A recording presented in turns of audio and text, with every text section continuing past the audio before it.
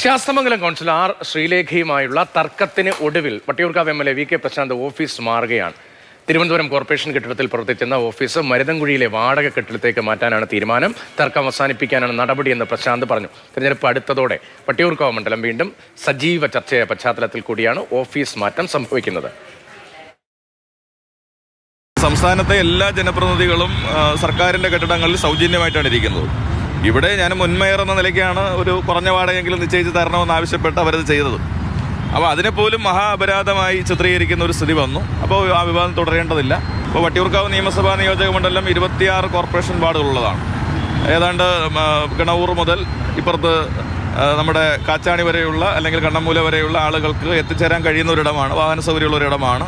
അപ്പോൾ അവിടെ ആളുകൾക്ക് തീർച്ചയായിട്ടും തുടർ സേവനങ്ങൾ നൽകാൻ വേണ്ടി കഴിയും. നേരത്തെ ഒരു 5 വർഷം BJPയുടെ തന്നെ കൗൺസിലർ അവിടെ പ്രവർത്തിച്ചിരുന്നു. അതിനു മുമ്പ് LDFിൻ്റെ കൗൺസിലറോടെ പ്രവർത്തിച്ചിരുന്നു.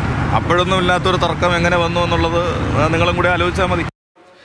പ്രശാന്ത് കൃഷ്ണവിവരങ്ങളുമായി നോക്കുമ്പോൾ പ്രശാന്ത്, ഈ കോർപ്പറേഷനിൽ പുതിയ നേതൃത്വം അധികാരം ഏൽക്കുന്നതിന് തൊട്ടു പിന്നാലെ ഉണ്ടായ വലിയൊരു വിവാദമായിരുന്നല്ലോ MLA-യുടെ ഓഫീസ് മാറ്റം ഉൾപ്പെടെയുള്ള കാര്യങ്ങൾ. എന്തുകൊണ്ട് ഇങ്ങനെ ഒരു തീരുമാനത്തിലേക്ക്, അവിടെ നിന്ന് വിവാദത്തിൽ നിന്ന് പിന്മാറിയേക്കാം, മറ്റൊരിടത്തേക്ക് ഓഫീസ് മാറ്റിയേക്കാം എന്നൊരു തീരുമാനത്തിലേക്ക് എത്തി വി.കെ. പ്രശാന്ത്? വളരെ ലളിതമാണ്.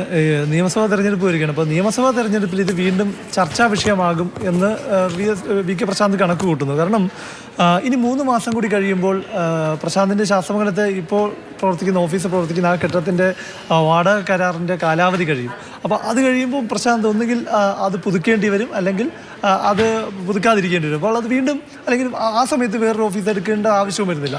അപ്പോൾ അത് വീണ്ടും തെരഞ്ഞെടുപ്പ് കാലത്ത് വലിയ ചർച്ചയാക്കാൻ BJPക്ക് ഒരു അവസരം ഉണ്ടാകും. അല്ലെങ്കിൽ അത് വീണ്ടും ഈ വിഷയം, ഈ ഓഫീസുമായി ബന്ധപ്പെട്ട തർക്കവും വിഷയവും വീണ്ടും സജീവ ചർച്ചയാക്കാനുള്ള ഒരു അവസരം ഉണ്ടാകുമെന്നത് കണക്കുകൂട്ടി തന്നെയാണ് ഇപ്പോൾ തന്നെ വിവാദം ഉണ്ടായാൽ അതൊരു അനാവശ്യ വിവാദമായിരിക്കും. അനാവശ്യമായി മറുപടി പറയേണ്ടി വരും. അതൊരു പക്ഷേ തെരഞ്ഞെടുപ്പിലൊക്കെ ഒരു വലിയ ചർച്ചയായി തിരിച്ചടിക്ക് സാധ്യതയുമായേക്കാം. തീർച്ചയായിട്ടും അത് തെരഞ്ഞെടുപ്പിൽ വലിയ ചർച്ചയാക്കുമെന്ന് പറഞ്ഞാൽ പ്രധാനമായിട്ടും ഈ വിഷയം ആർ ശ്രീലേഖ ഉന്നയിച്ചതിന് പിന്നാലെ നഗരസഭാ കൗൺസിൽ പിന്നീട് ഒരു ഫോളോ അപ്പിലേക്ക് പോയില്ല. എങ്കിൽ പോലും ഇത്തരത്തിൽ നഗരസഭയ്ക്ക് നൽകുന്ന കെട്ടിടം, നഗരസഭയുടെ കെട്ടിടങ്ങൾ മറിച്ച് വിൽക്കുന്നു എന്ന തരത്തിലുള്ള, മറിച്ച് വാടകയ്ക്ക് കൊടുക്കുന്നു എന്നൊക്കെയുള്ള വലിയ ചർച്ചകൾക്കൊരു തുടക്കം കുറിച്ചതാണ്. എന്തായാലും അത് ആ സമയത്തേക്ക് CPM-നെ രാഷ്ട്രീയമായി വേട്ടയാടാൻ ഉപയോഗിക്കും, അല്ലെങ്കിൽ ആ രീതിയിൽ അത് വലിയ ചർച്ചാ വിഷയമാകും എന്നത് കണക്കൂട്ടി തന്നെയാണ്. ഇതിനൊപ്പം തന്നെ മറ്റൊരു കാര്യമുള്ളത്, ഈ ഒന്ന് തെരഞ്ഞെടുപ്പ് വി.കെ. പ്രശാന്ത് എന്തായാലും വട്ടിയൂർക്കാവ് തന്നെയായിരിക്കും.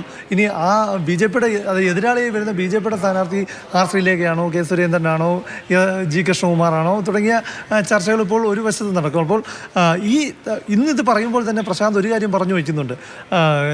ഇപ്പോൾ ആർ ശ്രീലേഖ വന്നപ്പോൾ മാത്രമാണ് ഈ ഓഫീസുമായി ബന്ധപ്പെട്ട തർക്കം ഉണ്ടായത്. തൊട്ട് മുമ്പ് മധുസൂദനൻ നായർ ഉണ്ടായിരുന്നപ്പോഴും BJPയുടെ കൗൺസിലറായിരുന്നു. അന്ന് തർക്കമില്ല, ഒരുമിച്ചാണ് ഒരു ഓഫീസിൽ 2 മുറിയിലായി പ്രവർത്തിച്ചിരുന്നത്. അതിന് മുൻപ് CPM-ൻ്റെ കൗൺസിലറായിരുന്നു ബിന്ദു ശ്രീകുമാർ. അപ്പോൾ അതുകൊണ്ട് തന്നെ ഇപ്പോൾ ഈ തർക്കം ഉണ്ടായത് ആർ ശ്രീലേഖ ഉന്നയിച്ചുകൊണ്ട് മാത്രമാണ്, അല്ലെങ്കിൽ അതിനകത്ത് വേറെ രാഷ്ട്രീയമൊന്നും തനിക്കില്ല എന്നത് പറഞ്ഞാൽ അദ്ദേഹം ഒഴിയുന്നു. ശരി, പ്രശാന്ത് കൃഷ്ണയാണ് വട്ടിയൂർക്കാവിൽ സംഭവിച്ചെന്താണ്, ഓഫീസ് മാറ്റവുമായി ബന്ധപ്പെട്ട് സംഭവിച്ചത് എന്താണ് എന്നതിൻ്റെ വിശദാംശങ്ങൾ നൽകിയത്.